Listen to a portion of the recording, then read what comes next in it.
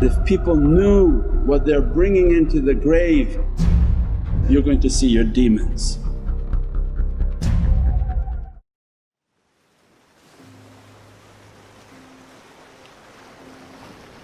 A'udhu billahi minash shaitanir rajeem. Bismillahir Rahmanir Rahim. In this holy month of Khalwa and seclusion, a reminder for ourselves: who knows himself will know his Lord.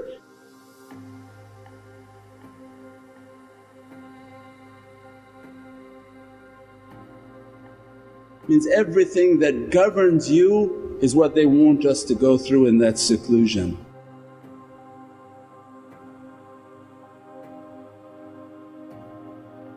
Khalwa is based on tafakkur, based on contemplation, means that the student who doesn't make tafakkur, doesn't make contemplation, then Mawlana Shaykh would say, monkey in, monkey out. Means if you're not going to take a process of tafakkur and contemplation, what are you going to do in the khalwa? The khalwa is to know yourself. The inner reality, the zikr and everything they give you to recite is going to give you the energy and the power to go within yourself, that to close all the senses and to go within the self and open up the soul senses and begin to sense the heart and begin to become lateef. From the zikrs you become very subtle and you begin to experience your energies.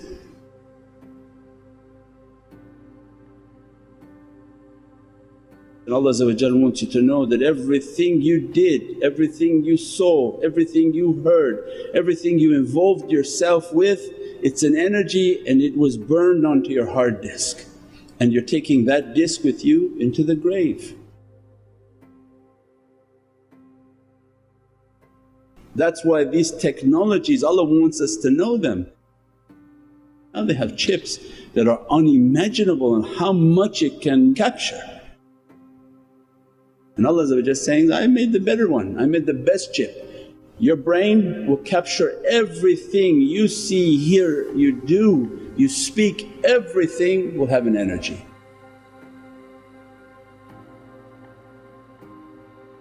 And the first khalwa is like the azab of the qabr, that you're in the room, you do your zikrs, you'll be given a zikr to do. As you're doing these zikrs and making your contemplation, you're not going to see the heavens,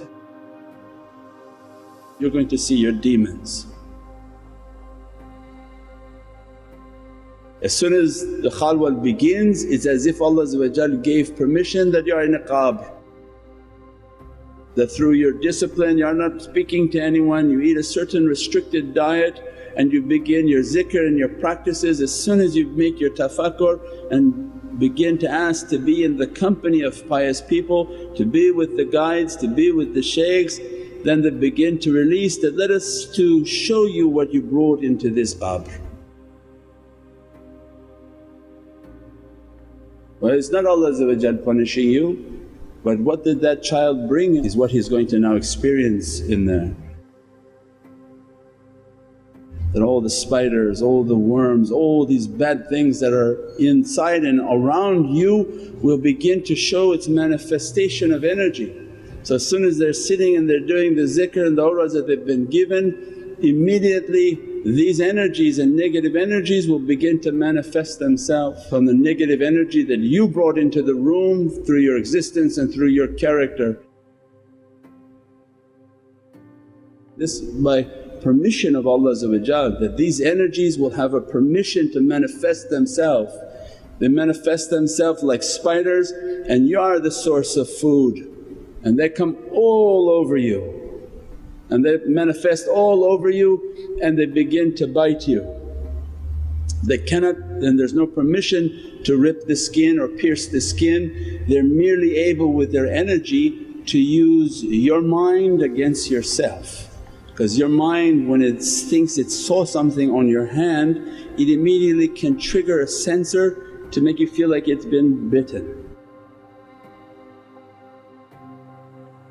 So without the training of tafakkur and contemplation, that you're in training all the time, that I'm making contemplation, I'm making my zikr, keeping my madad, keeping my practice of my shaykh always with me, always with me.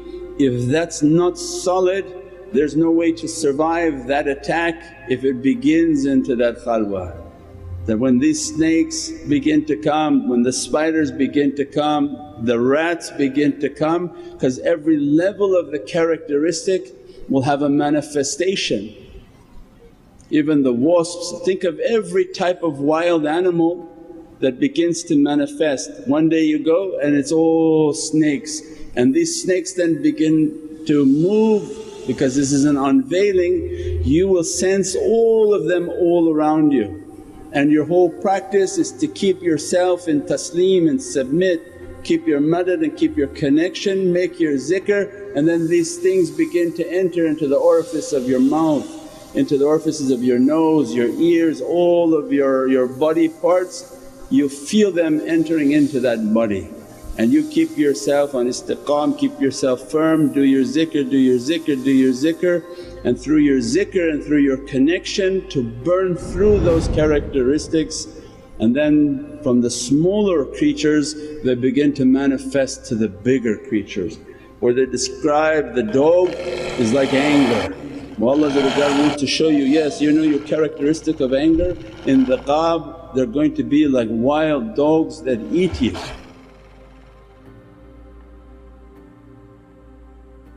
That wildness is coming, and the whole time your guide is whispering within you, keep your connection, keep your connection, keep your connection, until there's a point in which they begin to train you that your belief is firm enough to begin to change that energy that's coming upon you.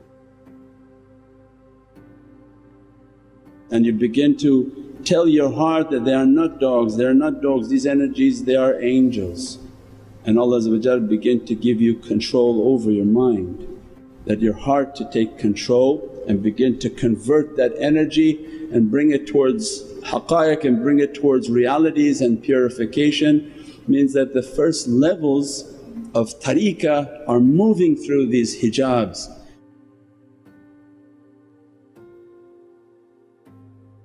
The qab is 70,000 times more difficult than what we're describing, because there's no way out, there's no time to open your eyes and breathe and to come out of that difficulty. As soon as the qab, it's it, the nafs is gone, you feel it 100%. Means that the first levels of tariqah are moving through these hijabs. Now whether that opens with a permission for khalwa, then that student has to be trained on how to enter into the khalwa. Their life has to be based on their tafakkur, on their meditation, on their muraqabah, how to know that وَكُنُوا مَعَ الصَّادِقِينَ. Allah's words are eternal. Allah knows the future, knows everything. So when He's saying, keep the company of these sadiqs, keep the company of the siddiqs, keep the company of good people, means that at every moment you must be in their company.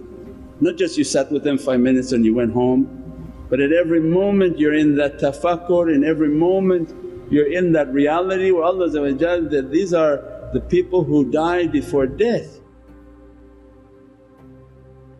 And Allah said, don't deem them to be dead in their grave. If somebody reached maut qabla al-maut, they're alive. So it means Ahl Hayat, their soul is everywhere. Wherever Allah wants their soul to be, this is the duality of light. Anyone with a basic physics in school right now should know that if you see somebody in a particle and in a solid form, they have two forms. They have a form in which is a wave, and that wave is moving.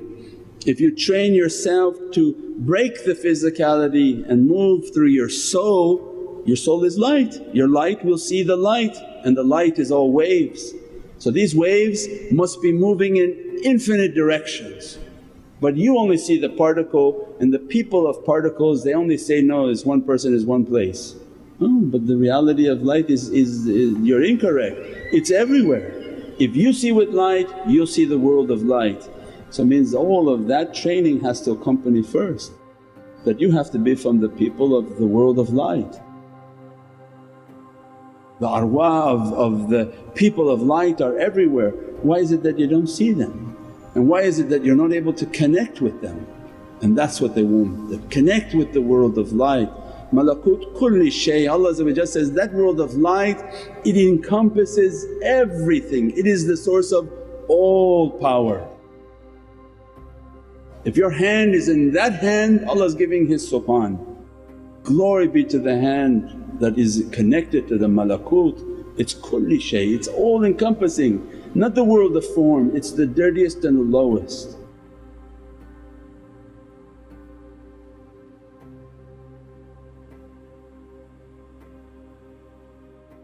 Levels of the Heart, Lataif al-Qalb by Shaykh Nurjan Mirahmadi. There are subtle energies and realities that are addressing the heart. This unique masterpiece invites readers from all faiths to step forward and begin the process of unveiling the true spiritual realities within their own hearts.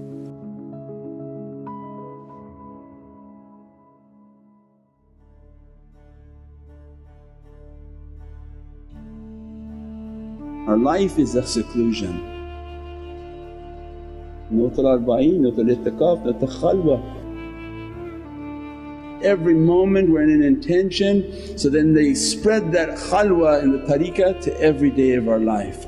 Every time you're fighting a characteristic, it's a moment of that khalwa. Allah asking and choosing that this test that's coming to you of your bad character that you're not accepting, do you want to fight it now or you want the grave to be the reservation? I'll reserve you a table there. So, no, Ya Rabbi, I want the table now. So then you fight through that characteristic, means the 2 dogs of anger died, few cockroaches died, few rats died. If you keep fighting through the characteristics, those animals begin to die. Means that from that reality they begin to dig to the veil of our humanity that is the thickest veil upon our being. And if that veil is pierced through all the cleansing and through all the purification, then the complete and kamil perfections are lifted. Whether that opens within a khalwa or begins to be given to us slowly in a dose in which we can absorb and to tolerate. We are a talking animal now, we are not from insan. Insan, they are like angelic beings, we are just talking baboons, that's the planet of the apes. Allah wants us to see that, say, yeah, see, you used to be insan, noble, beautiful creatures, now you are the people of the zoo.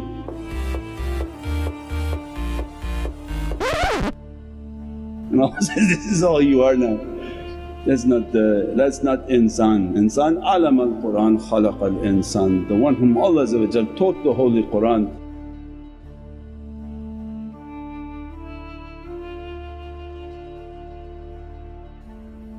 These characteristics of wild, crazy, dirty people, that's not what Allah intended. So it means that every day we are in a khalwa. And at every moment Allah asking, do you want to fight through your characteristic? So this imtihan and test comes into your life, pass your test. Couple rats will go, couple dogs will go, couple cockroaches will go, and the worms will go, the worms will go. And the worms were the most difficult because they keep coming everywhere, all over the place. Everything you eat, everything you drink, moving through your eyelids and through your eyeballs and through every part of your body you feel these worms. And with your zikr and with your contemplation, Allah said that if you don't fight these worms now, they will manifest in the grave and they'll eat your body, and you feel every bite that they're eating from your flesh. That's why when they bury people, they bury them nice, they wash them, they perfume them, and what do you have after a few days? Worms. And the worms ate the body Mawlana Shaykh Nazim Qaddasallahu would often ask, so where these worms came from? Because the people who are really scared, they take their body and they bury it now in a building. They say, no, we don't want to go on the earth because they're afraid that the earth is going to eat us. So then they make a sarcophagus, they make a tomb inside a marble wall because they're very rich, and they go in there and they think the worms won't eat them. But Mawlana says, no, the worm's not coming from the earth, the worm is coming from inside. You are wadud, you are the people of love. If you don't have the wow and the love of wadud, you become a dude. So what people calling each other now? Dude. Dude in Arabic is a worm. Nasty people calling each other self, hey worm, hey worm. Why? Because that's what's going to be eating them. And those are the characteristics that Allah burn them now. Do through your zikr and your good characteristics. That's why it's not like a regular association. Everything partaking here, every zikr, every association, every light that coming in every mahfil and every zikr is burning those characteristics to lessen the severity of your azab in the grave. It's a big ni'mah. Turuqs and Ahl Haqqaiq are a big gift from Allah that if people knew what they're bringing into the grave and the difficulty in which the grave is going to be, everyone's going to pass through that. Nobody says, I have a ticket out of the grave.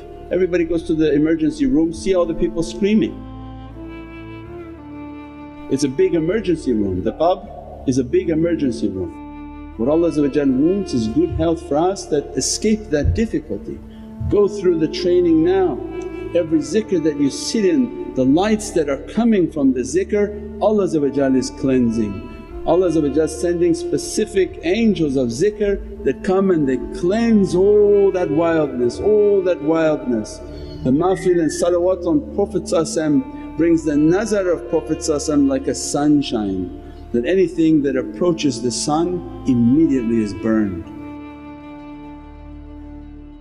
Once you burn through all these characteristics, then they begin to show the realities, how to connect with Prophet, how to connect with the Divine Presence. We pray that in this month we understand that we are, and by virtue of the turuqs we are all in seclusion all the time, and that every test that comes to us you are making a conscious choice that you want to pass the test, you want to get rid of few of these bad characteristics, or you just want to have a reserve table in the qabr. We pray that Allah get rid of them here and that make our qabr to be a sweet place, to be a beatific place.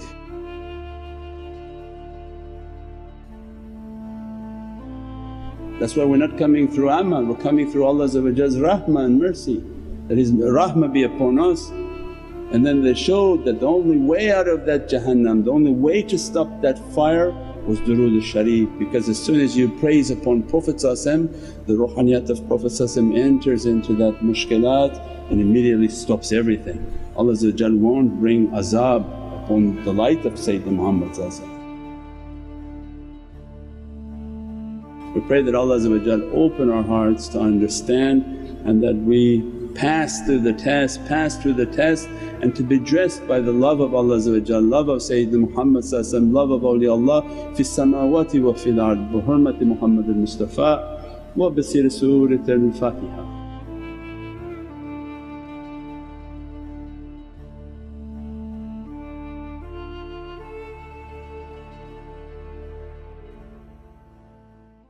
Click the link now to subscribe.